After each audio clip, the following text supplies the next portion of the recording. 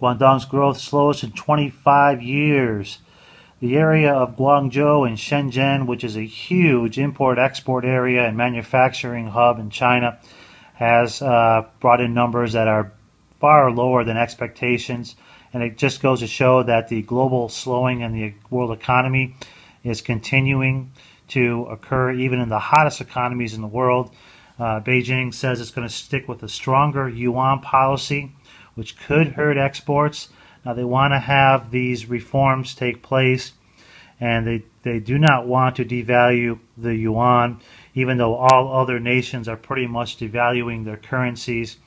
And the yuan has remained relatively stronger than other currencies during this past several quarters of devaluing. So Beijing doesn't feel that a lowering value of the yuan is necessarily in their best interest for economic growth. They're going to try to do a balancing act between slower growth and structured reform. China sets big 2015 solar panel target. China aims to install 15 gigawatts of solar panel capacity this year, 43% more than what was added in 2014, seeking to propel its solar panel sector to all-time highs. Now, if you remember the WTO a few years back, they had condemned China for dumping cheap solar panels on the international market, unreasonably cheap and overproducing them to gain an unfair advantage. Now, this goes to show that China is committed to green energy, and like I said before, in the coming years, China will produce more nuclear power plants than any other place on Earth. On a side note, China's scrapping a deal with Mexico for high-speed rail project. It's a big blow to China, as the deal was set to be very lucrative to state-run companies here in China. So now China will have to focus, I guess, on their New Silk Road project and other high-speed rail projects throughout the world. Interesting, though, that China always sets their numbers for the following year to be unreasonably higher than what they were from the year before.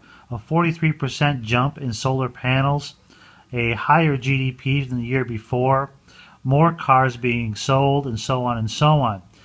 It just goes to show you the mindset of China, that they have unreasonable expectations for growth year on year, and that is just the way it is in China. And I guess you're looking at a high-tech robot doing an operation here in China. A lot of these robots, this one's here in Wuhan in Hubei province, and basically this particular robot is doing a prostate surgery, and they're using more and more of these robots in China as their healthcare system develops and more techniques are tried and higher tech investment in robots for healthcare. But also, China to have the most robots in the world by 2017. Already the biggest market, a $9.5 billion global robot trade, and a lot of that will be developed and put in use in China. China has 30 robots per 10,000 workers employed in manufacturing industries. That number is set to skyrocket in China. Obviously, the other countries that are heavily involved in using robots for manufacturing and healthcare and other areas are the United States and growing trends in India. The cartoon of the month is a very telling one. Tax on cash stash. President Obama coming overseas with a net in hand to find expats to see if they can collect even more tax money abroad, because as you know it, the United States is broke, and new tax laws and even new death taxes are going to go into effect, are proposed now in Congress, and expats beware that tax on cash stashes abroad will continue to be pursued. Now, what they should be talking about is having these multinational companies that are U.S. companies coming back to the United States and taxing them the fair amount. In some cases, these firms get taxed nothing or very little at all. That's where Mr. Obama should be looking for more tax revenue. A big stink this month about a inside job in China in one of the prisons in the far west territory close to Xinjiang. Basically, what the inmate did was he somehow, Mr. Wong, there's his picture right there, got a hold of 3 mobile phones in prison, and he used those mobile phones to contact women on the outside, and even got some of them to send him nude photos. He used those photos and other information sent to him through the mobile phones to blackmail individuals into getting things in the prison and even to coerce them to help him escape. This is an all too common story in China, as not only do they have lax security at prisons, but many of the security guards are on the take. They can be bribed and paid off. Some of the prisons use the inmates to use the internet to be able to actually make money off it in terms of internet-based money or cryptocurrency. No wonder they make Bitcoin illegal. Hint, hint, hint. And there still are labor camps, and there still are re-education camps, even though more than a year ago they made those officially illegal. But trust me, they still exist. This is just one of many strange stories about Chinese prisons. Not a place where you want to end up. More news from the land of the bizarre and strange.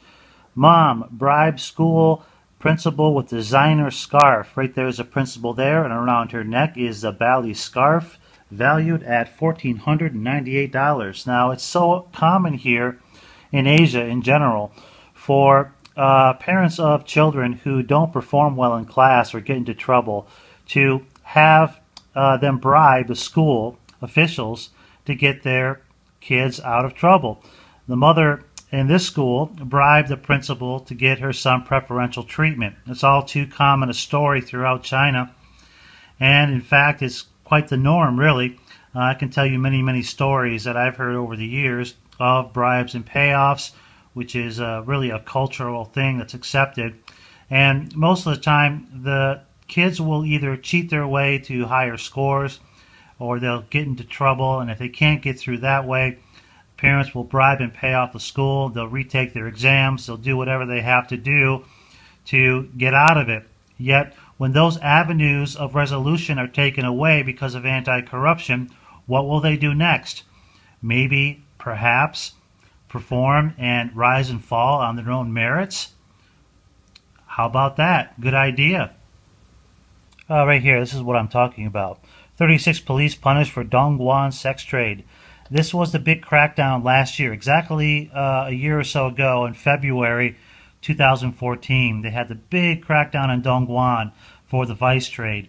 And these 36 police are finally getting sentenced a year or so later on their crimes of turning a blind eye or taking bribes and payoffs for these brothels that have been legendary in their size and the volume throughout the southern Guangzhou district of Dongguan.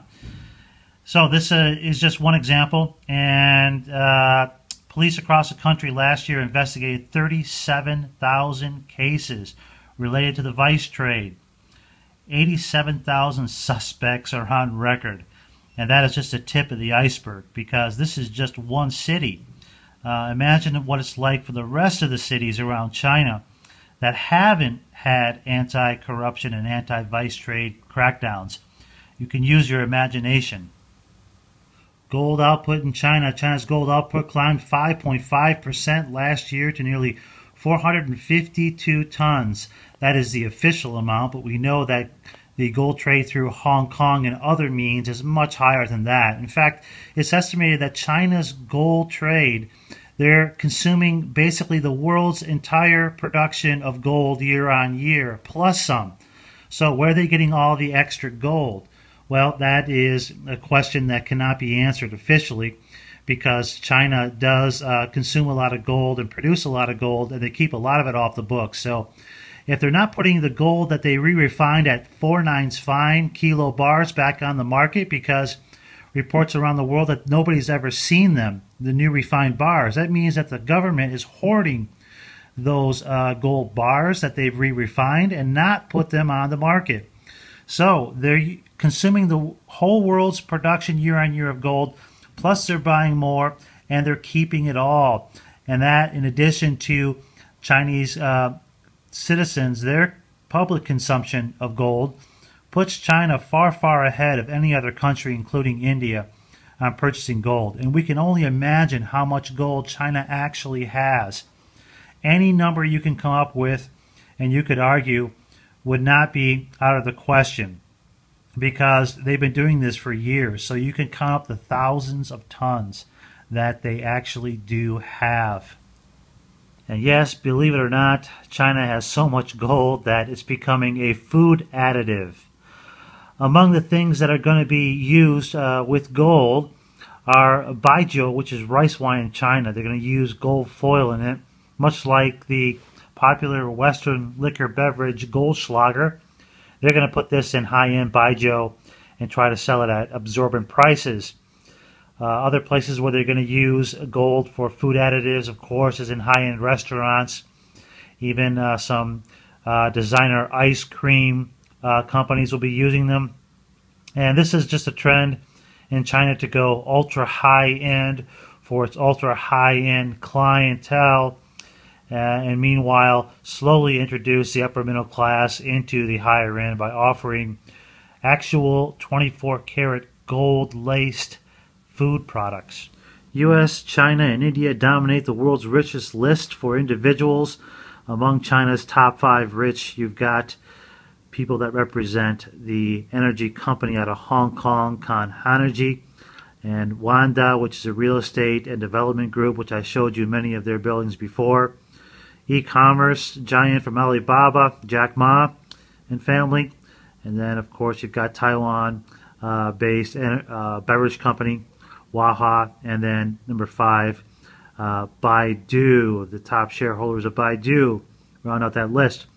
So it's interesting that among the world's richest people, you can name by name many of the Western richest people in the world, and everybody in the world can name them and point them out and know them. Yet you can't name by name China's richest, and you can't point them out of a photo lineup. So that's the big difference between the East and the West, is that the West still has that recognition and that popularity factor, whereas the Far East is still pretty much an obscurity when you talk about worldwide recognition of wealth and importance. Luxury automakers like Mercedes-Benz and BMW are announcing record sales in China, even though the car market is in a slump. Here are the figures. Now, believe it or not, Audi is actually the #1 luxury car brand in China, just edging out BMW. Mercedes-Benz follows up with that. So basically, it's a little bit misleading because Daimler actually makes more than just Mercedes. So their total production of cars, luxury and non-luxury, is probably #1. And Volkswagen actually doesn't qualify as being a high-end luxury car in this market, but VW is probably #1 overall. But for luxury car manufacturers, there's the figures right there. And as I reported before, what they do is they sell old inventory at cost or below cost just to get it off the books and to get the sales numbers up. They get subsidies for it too. So they may be selling more cars than what they actually need, and that is just to get the subsidies from the automakers. So it's a little misleading as to what the real figures are, but if they're getting paid for it, it doesn't really matter. They just want to move cars. You're looking at the China-North Korea Friendship Bridge, built 71 plus years ago to foster trade between China and its ally North Korea. However, they are now at 71-year lows in the amount of equipment and amount of trade that is being crossed over this bridge. Now, what does that mean? That means that North Korea is perhaps getting less and less out of China than it has ever before. And since sanctions are still in place by the West on North Korea, where does that leave North Korea but to make new alliances with Russia and anybody else that can help it? So check the numbers. How much trade is North Korea doing? And this reduction in trade with its only real ally, China, could mean that North Korea may be moving towards a time period where they're going to have to do something drastic. We've heard all this before, but this is just speculation that perhaps North Korea can't hold out too much longer unless they get more trade. The TOEFL exam for Chinese nationals going abroad to study at international universities is coming into question, as they found that there has been rampant cheating and scandals in the TOEFL program. Some sold TOEFL exam questions for as much as 30,000 yuan, which is $4,792 equivalent. And it brings into question how well Chinese students are prepared to go abroad and study when they're cheating on exams and entrance exams and qualifying exams, such as the TOEFL program for English quality, and in some cases bribing the officials of the exam programs. Online straight-to-your-door food delivery has become more and more popular in China, and now several new companies coming in, and there has been a war between these firms to deliver ready-to-eat meals to customers wherever they're at. Now, this also leads us to understand that China has their own copycat services like Uber for private taxi services. In some cases, they've copied everything about the Western apps and introduced them into cities like Beijing. And it just goes to show you that Chinese are becoming more savvy about using their mobile device and the internet to be able to order up services that normally they could not get at their doorstep, whether it's a taxi coming to their door or these meals on wheels coming to their doors. They're getting this more and more in even the smaller cities in China, and they're getting it very cheaply. As these firms continue to compete for business, they're offering stuff at even below cost to gain customer base.